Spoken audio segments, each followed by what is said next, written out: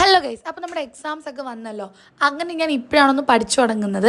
അങ്ങനെ 1 മണിക്കൂർ ബോറടിച്ചപ്പോൾ ഞാനൊന്ന് വെളിയിലോട്ട് ഇറങ്ങി നടന്നു.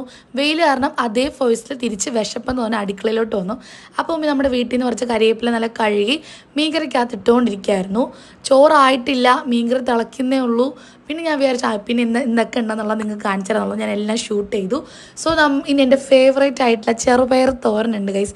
പിന്നെ അപ്പുറത്ത് മീൻകറി തിളയ്ക്കുന്നുണ്ട്. പിന്നെ കുറച്ച് മീനെടുത്ത് ഫ്രൈ ചെയ്തിട്ടുണ്ട്.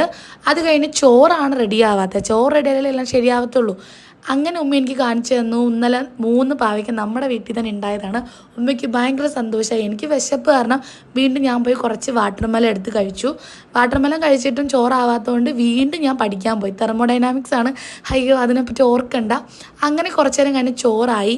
മീൻ കറിയും മീൻ പൊരിച്ചതും കാരക്കയും പിന്നെ നല്ല ചെറുപയർ തോരനൊക്കെ കൂട്ടി ഞാൻ ഭയങ്കരമായിട്ട് കഴിച്ച് കൊതിയാവുന്ന കേസ്. ബൈ ബൈ അപ്പോൾ.